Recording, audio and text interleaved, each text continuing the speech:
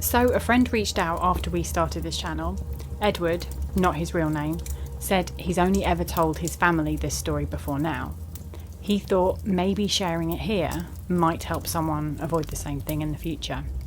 This is his story. If you're planning to hike around Lake Windermere when the fog comes in, please just listen to what happened to us. Marcus and I have been hiking ever since we were kids. Every autumn, we do a hiking weekend somewhere, and we kept up the tradition. Last year, he picked the Lake District, and we got to the cottage on a Friday night, and when Marcus mentioned our hiking plans to the owner, she just stopped smiling. Not in November, she said. The fog comes off the lake, it gets really thick, and it stays on the paths. Now, there's something you need to know about Marcus. He doesn't take things very seriously. So he just laughed this off and said, "We're experienced hikers." And to be fair, we are. But she didn't laugh back and just handed us the keys and went on her way. Then we get to the Saturday morning. I looked out of the window and I couldn't see past the garden. It was pure grey fog, like somebody had wrapped the whole cottage in cotton wool.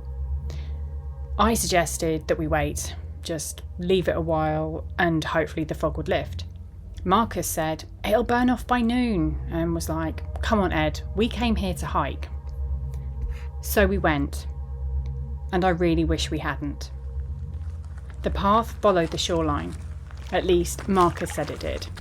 I couldn't actually see the lake through the fog.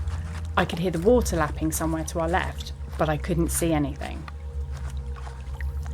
Then I heard something else, a voice maybe, like someone calling. "You hear that?" I asked Marcus. And he stopped and listened. And then he shouted into the fog, "Hello? Someone there?" And there was no answer, but the voices kept coming. Distant, multiple voices now. "We should head back," I remember saying. "We've only been walking an hour," Marcus argued back. At this point, I stopped to check my phone.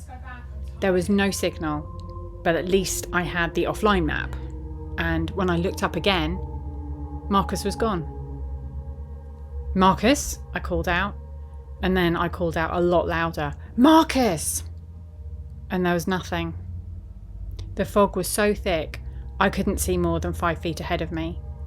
I called his phone, and thank God he answered. But when he spoke, "Ed, don't come near the water." His voice was all wrong, wet and gasping. I asked where he was, and he replied, "I'm in the water. I can't. The fog, it's not natural. The voices you can hear, they are not real people." And at this point I was starting to freak out and I said, "I'm coming to find you." "No." For a second, his voice was clear and he just said, "Get to high ground, get away from the lake, promise me." These voices, they drowned here. The fog is them. They want... And his voice cut out. And when it came back, it was fainter. "You've been a good friend, Ed. You've been my best mate. Now go." And then the line went dead. And that's when I heard them properly. Voices all around me in the fog. They were all different. There were some old, some female, male, some younger.